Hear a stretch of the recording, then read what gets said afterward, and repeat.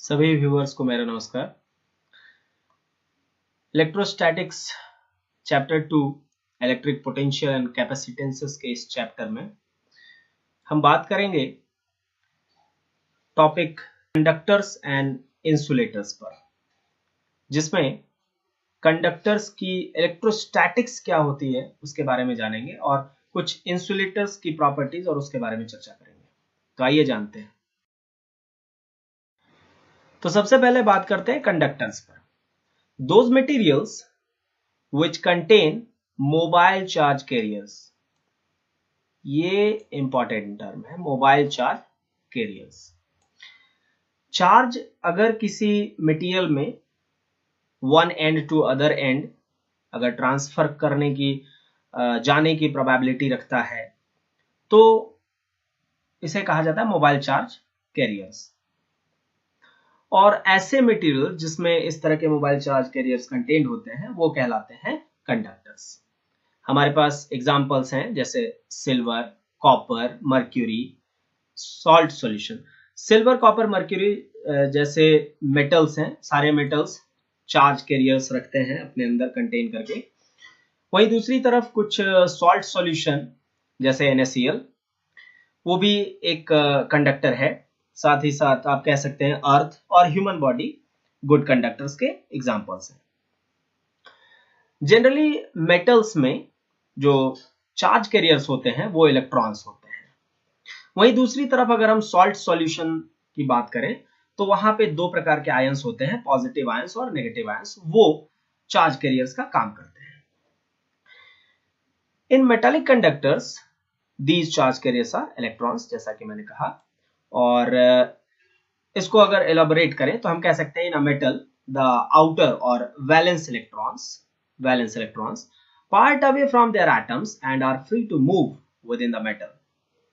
जब मेटल के एटम्स एक दूसरे से बाउंड होते हैं तो उस समय कुछ स्पेसिंग्स खाली रह जाती है ओवरलैपिंग के समय, जिसकी वजह से कुछ ऐसे इलेक्ट्रॉन्स होते हैं जो कि फ्रीली मूव कर सकते हैं। उन पर बहुत ज्यादा अफेक्ट नहीं पड़ता है न्यूक्लियस का, और वो with in the metal one place से दूसरे प्लेस तक मूव तो कर सकते हैं, लेकिन मेटल से बाहर नहीं आ सकते। They are not free to leave the metal. तो ऐसे मटेरियल्स कंडक्टर्स कहलाते हैं। आगे कंटिन्यू करते हैं। The free electrons form a kind of gas. अब जैसे आपने गैसियस मॉलिक्यूल्स को जाना है, समझा है, तो गैसियस मॉलिक्यूल्स वैसे मॉलिक्यूल्स होते हैं जो रैंडमली इधर उधर किसी एटमॉस्फेयर में मूवमेंट करते रहते हैं, एक दूसरे से कोलाइड करते रहते हैं। सिमिलरली फ्री इलेक्ट्रॉन्स भी उस कंडक्टर के अंदर एक दूसरे से कोलाइड करते रहते हैं, और साथ ही साथ आयंस जो होते हैं, जैसे सॉल्ट सॉल्यूशन में आयंस जो होते हैं वो भी एक दूसरे से कोलाइड करते रहते हैं और रैंडमली मूव करते हैं डिफरेंट डायरेक्शंस में।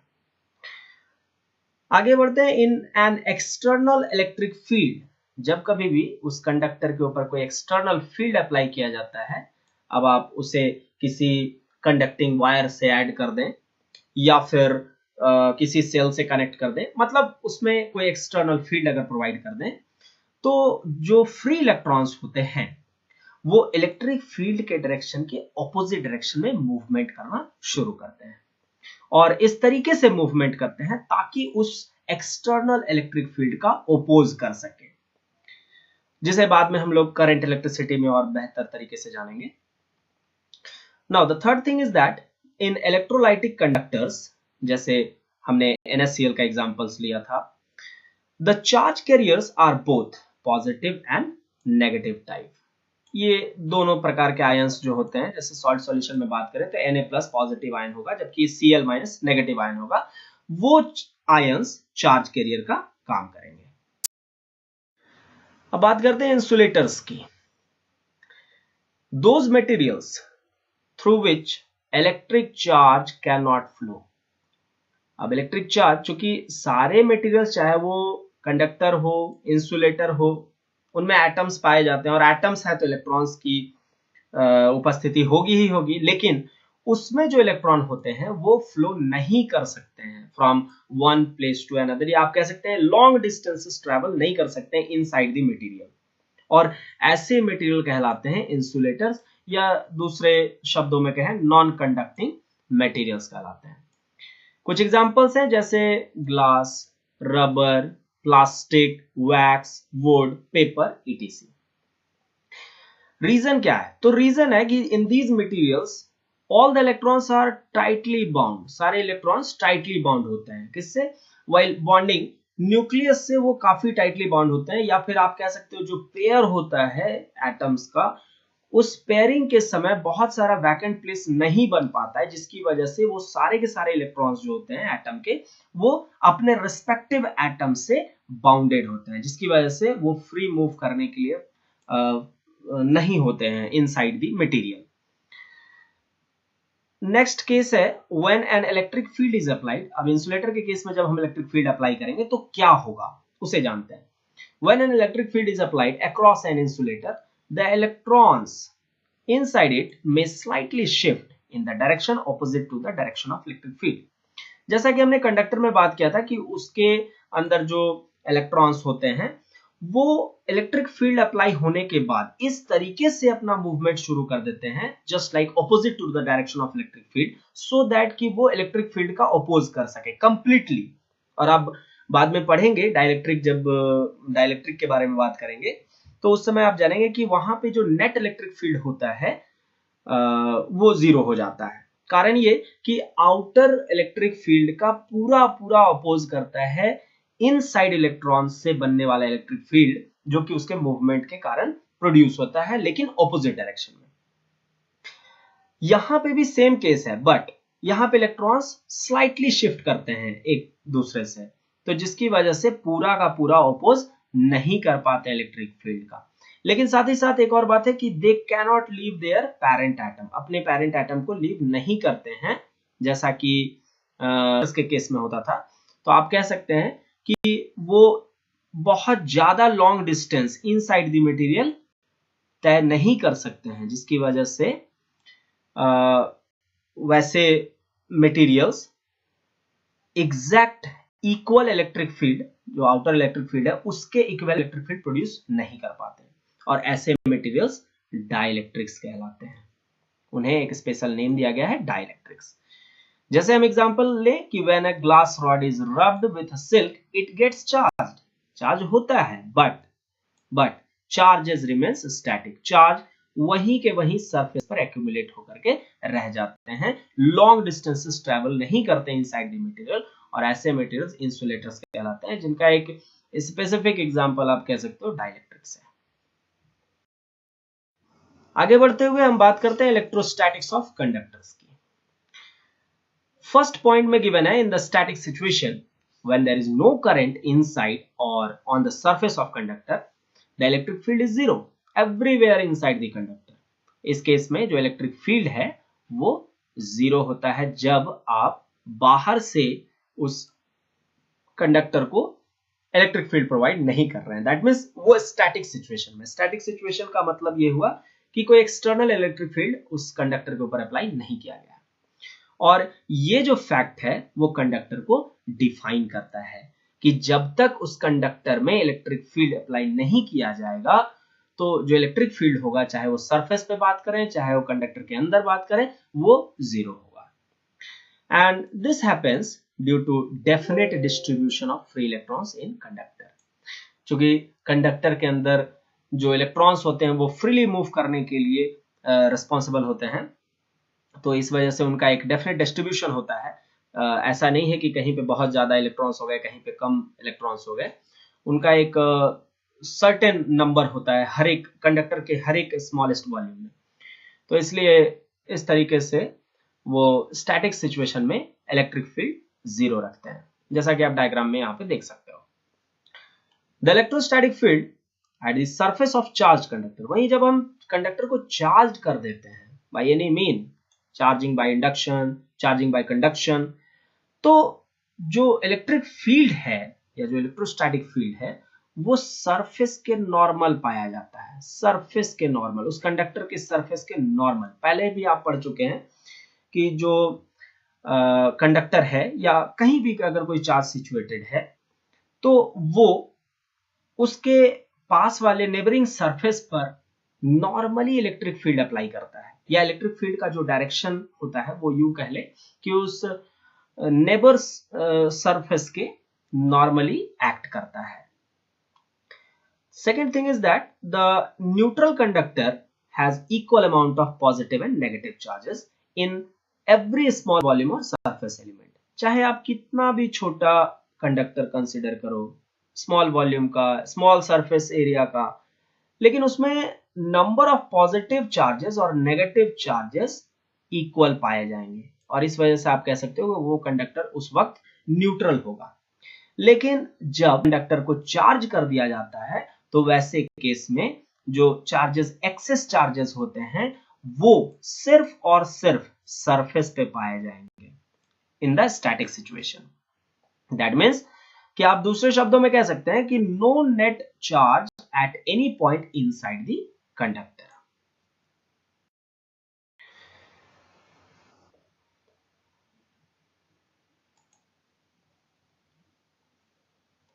आगे बढ़ते हैं और ये जानते हैं कि जो स्टैटिक कंडीशन में, स्टैटिक कंडीशन मतलब कोई इलेक्ट्रिक फील्ड प्रोवाइड नहीं हो रही है, तो ना तो सरफेस पे चार्जेस एक्यूमुलेट होंगे और ना ही inside the conductor charges accumulate होंगे। तो उसकी वजह से सरफेस के पास का पोटेंशियल और इनसाइड द कंडक्टर उसका पोटेंशियल दोनों क्या होगा, इक्वल होगा, जो कि पहले वाले डायग्राम में शो किया गया है। The potential outside that is equals to potential inside.